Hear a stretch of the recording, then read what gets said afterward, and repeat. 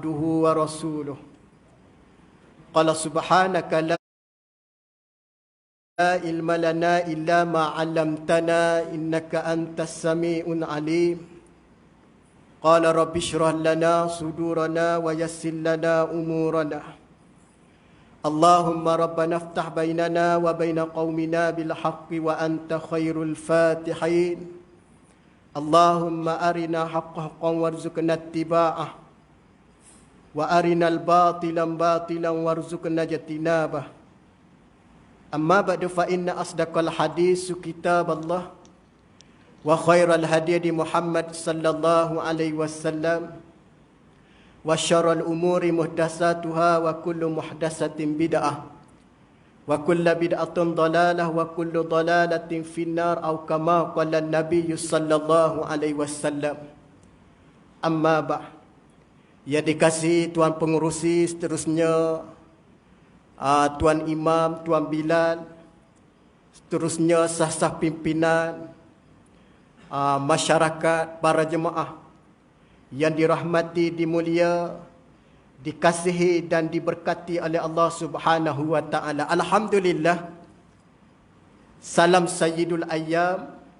Maka apabila kita berada pada hari Sayyidul Ayyam, maka kita kena buat beberapa perkara yang Nabi sallallahu alaihi wasallam ajar.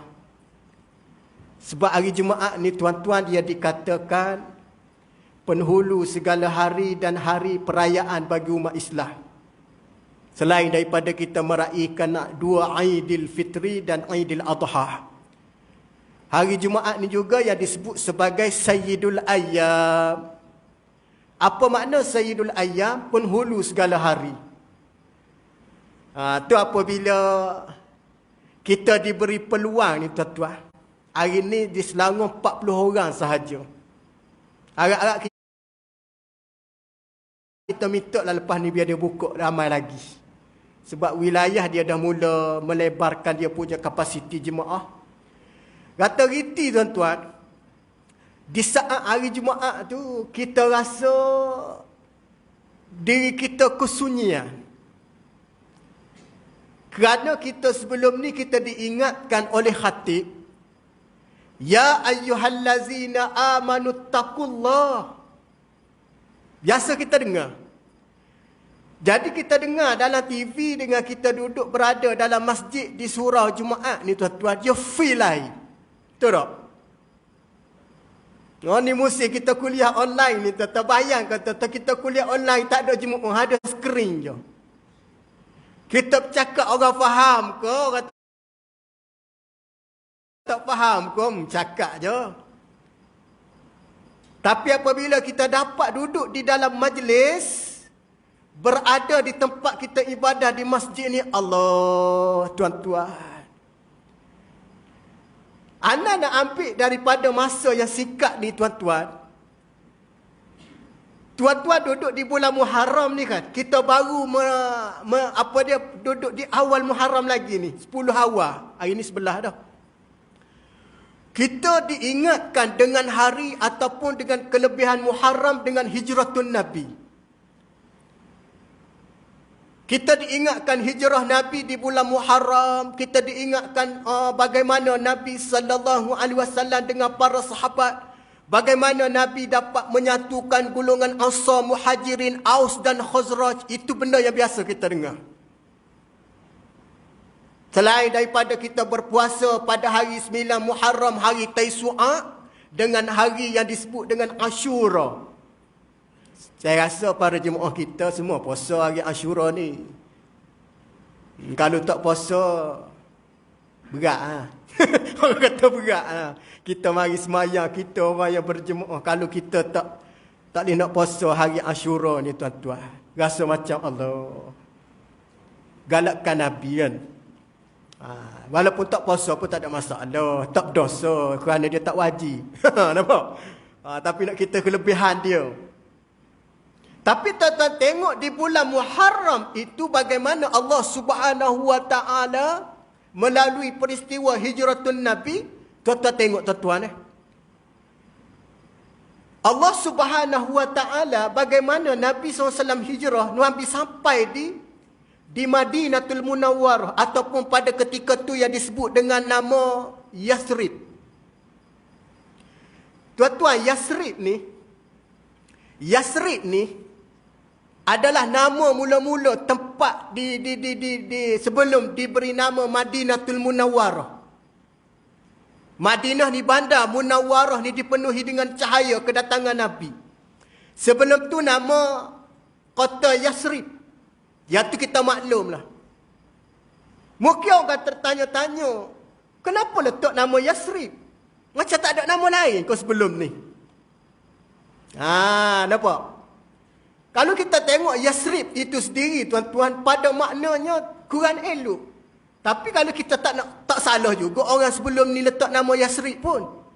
Sebab sebelum hijrah Nabi, Madinah ni tuan-tuan, penempatan golongan musyriki yang mana dipenuhi dengan maksiat dan dosa di Madinah ni.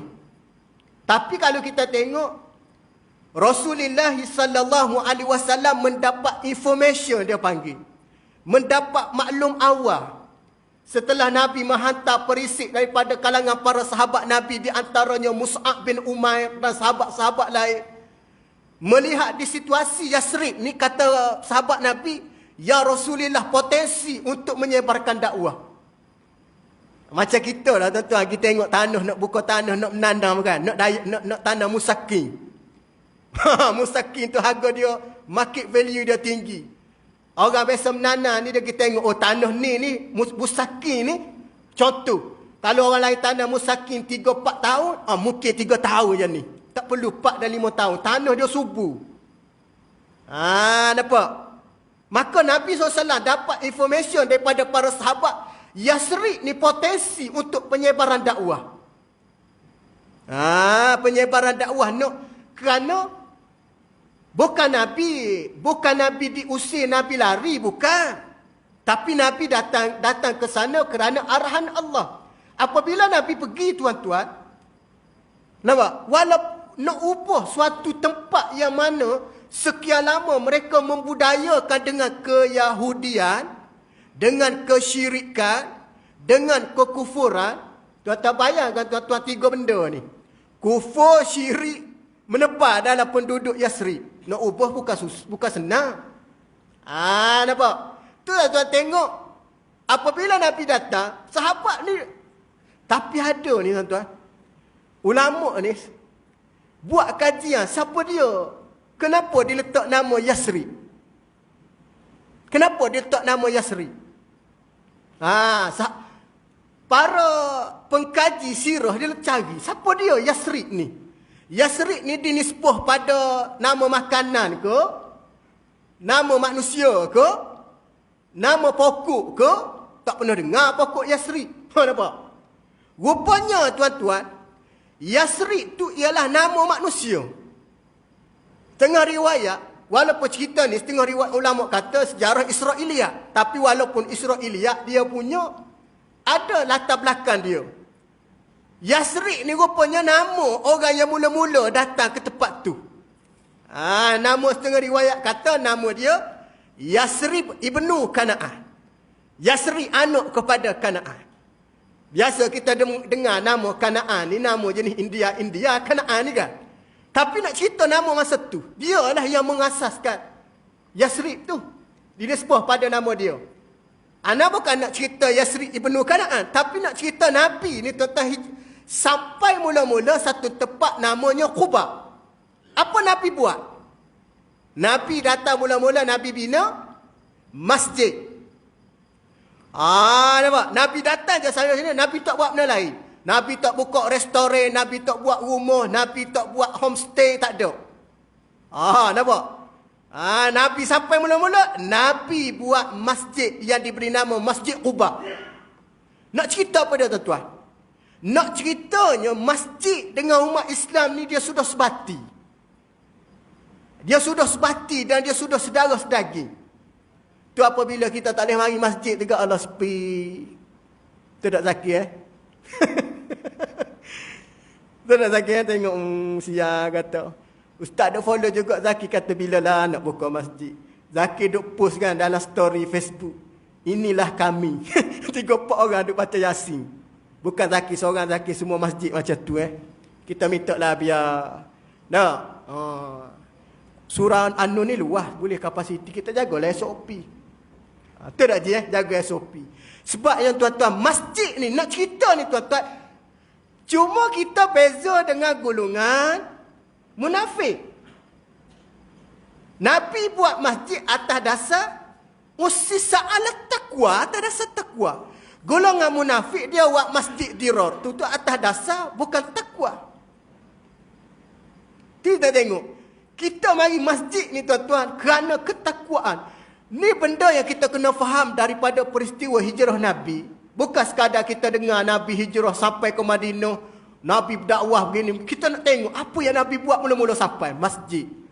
Di hari ni tuan-tuan kita kena cinta ke masjid. Kerana masjid ni di antara baitun min buyutillah. Di antara rumah-rumah yang ada, rumah yang paling special ni adalah masjid. Walaupun ada orang duduk rumah banglo, rumah ikut-ikutlah, nama-nama macam-macam rumah ini, macam istana. Tapi dia tak boleh nak lawan keistimewaan masjid. Nampak? Tu masa kita duduk buat kuliah online, tuan-tuan, kita duduk galakkan semaya Jumaat kan Zaki kan? Jumaat tanya dalam soalan. Semaya Jumaat di rumah dengan masjid pahala sama ke ustaz? Pula. Sudah. Jenuh nak jawab soalan. Kelebihan semaya Jumaat di masjid di surau. Jawapannya tak sama. Tak sama.